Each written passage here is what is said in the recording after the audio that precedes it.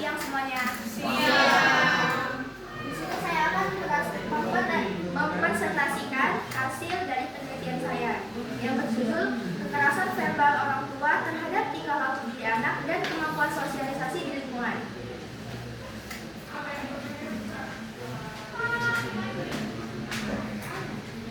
Kekerasan verbal adalah kekerasan verbal dapat dipahami sebagai bentuk serangan terhadap perasaan seseorang melalui ucapan kasar tanpa adanya kontak fisik secara langsung, mencakup tindakan yang dirancang untuk menjatuhkan harga diri, mulai dari memfitnah, mengancam, hingga meremehkan martabat korban. Selanjutnya, yang saya bahas ada 3, yaitu konteks dan bentuk kekerasan verbal, yang kedua faktor penyebab kekerasan verbal, dan yang ketiga dampak kekerasan verbal. Pembahasan pertama yaitu konteks dan bentuk kekerasan verbal pada anak. Konteksnya ada 4. Yang pertama lingkungan domestik. Lingkungan domestik adalah lingkungan yang terjadi di rumah atau di lingkungan rumah, di mana anak yang seharusnya memiliki keamanan di rumah, di lingkungan rumah, tidak lagi mendapatkan keamanan untuk menyuarakan apa yang ada di pikirannya terhadap orang tuanya karena mendapatkan kekerasan verbal ini. Yang kedua adalah relasi kuasa. Relasi kuasa adanya ketimbang posisi antara orang tua sebagai otoritas dan anak sebagai pihak yang bergantung, di mana orang tua merasa memiliki hak milik terhadap anak hingga suka hati atau dalam pengurusan atau pengasuhan anak, sehingga dia merasa bahwa semua aturan-aturan yang dibuatnya itu adalah yang sudah benar dan pengasuhannya itu sudah benar. Padahal kekerasan verbal di situ tidak memiliki hal yang benar terhadap pengasuhan anak. Yang ketiga adalah pemicu umum. Sering muncul saat orang tua merasa lelah, stres akibat pekerjaan, atau ketika anak dianggap tidak memenuhi ekspektasi, seperti masalah nilai sekolah, perilaku, dan lain-lain. Yang keempat, normalisasi budaya. Kadang dianggap sebagai cara mendidik yang tegas, padahal sudah melewati batas kesehatan mental, di mana kebanyakan orang tua mengikuti pola asuh zaman dahulu atau pola asuh yang dia alami, sehingga dia menurunkan pola asuh tersebut kepada anaknya dengan melakukan kekerasan verbal sebagai tindakan yang mengatur atau yang membesarkan dia. Selanjutnya adalah bentuk. Bentuk yang pertama adalah penghinaan atau pelabelan negatif, disebut dengan labeling. Memberikan julukan buruk pada anak, contohnya seperti bodoh, pemalas, dan tidak berguna. Hal ini membuat anak tidak percaya diri karena labeling-labeling yang diberikan orang tua terhadap anak tersebut. Yang kedua adalah membanding-bandingkan. Membanding-bandingkan adalah menjatuhkan mental anak dengan membandingkan mereka dengan saudara atau orang lain. Biasanya membandingkan ini tuh sering terjadi di agama saya Muslim, yang saat hari besar Lebaran itu sering sekali yang terjadi membanding-bandingkan anak yang lebih memiliki pencapaian yang lebih tinggi dari anaknya dan membandingkannya dengan anaknya sendiri. Yang ketiga, mempermalukan di depan umum. Menceritakan kekurangan anak dengan nada mengejek di depan keluarga, sekolah, atau masyarakat. Yang keempat, fitnah dan tuduhan. Menuduh anak melakukan kesalahan tanpa bukti atau sengaja menyebarkan kesalahan anak kepada orang lain. Fitnah ini biasanya terjadi di keluarga, misalnya anak pertama dan anak adiknya. Ketika adiknya menjahili kakaknya, nah kan kakaknya membalas tuh. Pas dia membalas itu, orang tua merasa bahwa kakaknya itu yang menjahili adiknya gitu. Jadi itulah terjadinya tuduhan-tuduhan yang tidak betul, ya. Yang kelima ada sarkasme yang menyakitkan. Menggunakan sindiran tajam untuk meredakan usaha atau pencapaian anak. Biasanya sindiran ini banyak terjadi ketika kita mendapatkan hadiah atau ranking di kelas, ya. Misalnya kita mendapatkan ranking 2. Biasanya kebanyakan orang tua menyindir dengan anak seperti ini. Kenapa tidak juara 1? Kenapa juara 2? Kenapa kamu tidak unggul dari dia? Seperti itu. Pembahasannya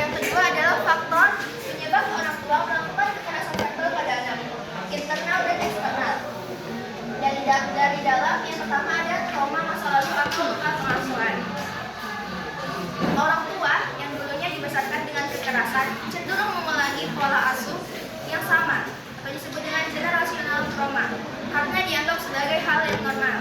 Yang kedua, tidak mampu mengelola emosi, kesulitan dalam mengontrol amarah sehingga kata-kata kasar menjadi pelampiasan spontan saat merasa kesal. Yang ketiga, kurangnya literasi mental anak. Kebanyakan orang tua menganggap bahwa anak itu cuma butuh kebutuhan fisik, padahal kebutuhan itu ada kebutuhan mental dan yang lainnya. Tapi orang tua hanya menyediakan kebutuhan fisik. Yang keempat, ekspektasi yang tidak realistis. Orang tua seringkali menuntut anak untuk sempurna atau selalu menuruti kemampuan mereka. Jika anak gagal memenuhi standar tersebut, orang tua merasa kecewa dan melampiaskannya melalui ucapan kasar. Yang kelima, kesehatan mental yang terganggu. Biasanya orang tua tidak memeriksa atau mengecek bagaimana kondisi dirinya, bagaimana kondisi psikologisnya. Padahal biasanya orang tua yang melakukan kekerasan verbal memiliki 3 penyakit yang terdiagnosis yang biasanya itu adalah seperti depresi, kecemasan berlebih, atau kelelahan mental. Yang keenam, rendahnya kemampuan komunikasi. Orang tua biasanya tidak bisa menyampaikan bagaimana isi hatinya dengan benar, sehingga dia hanya punya satu cara, yaitu kekerasan, terus membentak dan merendahkan.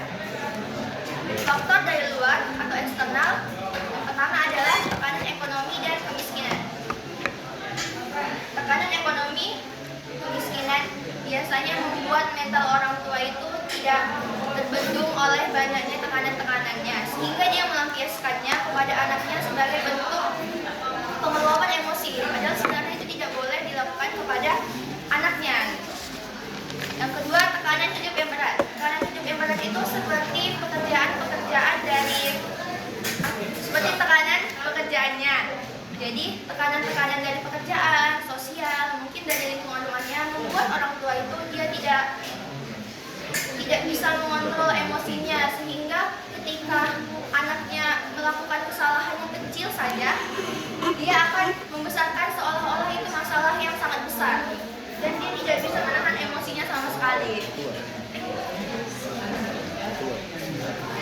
Yang ketiga, anak sebagai target pelampiasan. Ini adalah seperti yang pada tekanan ekonomi dan tekanan hidup yang berat. Biasanya orang tua terdapat banyak tekanan yang diberikan atau yang dia punya tekanannya, sehingga anak tersebut menjadi target pelampiasan untuk meluapkan isi apa yang ada di pikirannya maupun di hatinya. Yang keempat adalah pengaruh lingkungan dan budaya.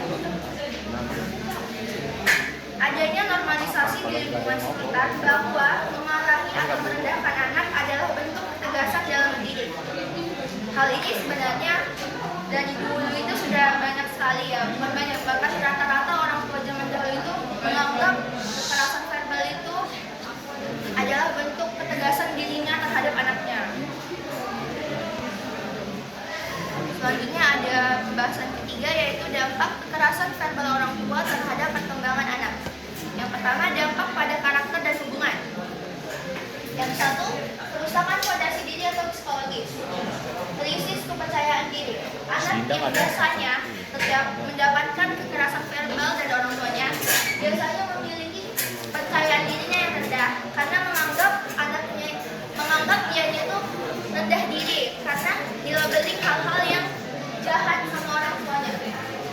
Yang kedua, konsep diri negatif. Karena labeling-labeling yang sering dia dapatkan dari orang tuanya seperti bodoh, pemalas, ataupun tidak berguna, sehingga anak menganggap dirinya itu tidak pantas atau tidak berharga untuk orang lain. Yang kedua, ada hambatan dalam interaksi sosial. Sikap menarik diri. Sikap menarik diri ini adalah dia cenderung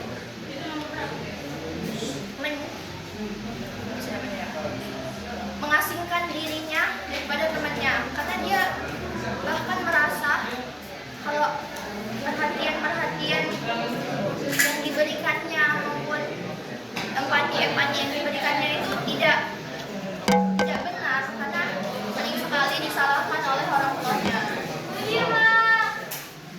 Selanjutnya ada negatif thinking.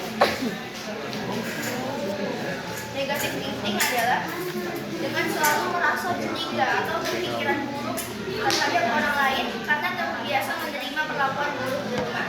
Sehingga anak tidak dapat lagi mempercayai teman-temannya bahkan orang tuanya. Yang ketiga ada gangguan kepribadian. Gangguan kepribadian dalam kasus yang parah, anak dapat berkembang menjadi pribadi yang antisosial karena kesulitan menjalin hubungan sehat dengan lingkungan. Yang kedua, dampak pada kesehatan mental dan psikofatal. Yang pertama adalah kehilangan kepekaan emosi. Jika perkembangan mental anak terganggu, membuat mereka sulit merasakan empati atau memahami perasaan orang lain, sehingga anak cenderung tidak peduli, bahkan cuek aja dengan temannya, maupun temannya itu mendapati masalah ataupun yang lain-lainnya, dia hanya cuek saja. Sikap agresif. Sikap agresif adalah anak menjadi mudah marah dan cenderung menggunakan kekerasan verbal sebagai cara mereka merespon sesuatu meniru apa yang mereka terima. Yang kedua, risiko fatal atau dampak jangka panjang. Yang pertama, lingkungan setan atau toxic cycle. Anak yang tumbuh dengan tekanan-tekanan yang diberikan orang tuanya seperti kekerasan verbal cenderung mengulangi pola asuh orang tuanya kepada anaknya kemudian hari. Dan yang kedua ada tindakan menyakiti diri atau self harm. Tindakan menyakiti diri ini sudah di puncak yang sangat tidak bisa diperbaiki lagi, di mana anak melakukan seperti apa sih ini namanya? Itu bakot seperti itu. Bahkan bisa terjadi, bahkan bisa bunuh diri karena tekanan-tekanan yang dialaminya. Sekian hasil dari presentasi tentang penelitian saya. Saya akan membacakan kesimpulannya. Kekerasan verbal adalah serangan psikologis yang sering kali lahir dari tekanan ekonomi, kurangnya literasi pola asuh, atau trauma masa lalu orang tua. Meskipun tidak meninggalkan luka fisik, dampak negatifnya sangat nyata, mulai dari rusaknya rasa percaya diri anak hingga terbentuknya konsep diri yang buruk. Oleh karena itu, membangun komunikasi yang penuh empati dan sadar akan dampak setiap ucapan adalah kunci utama untuk mendukung pertumbuhan mental anak yang sehat dan memutus rantai kekerasan dalam keluarga. Sekian dan terima kasih.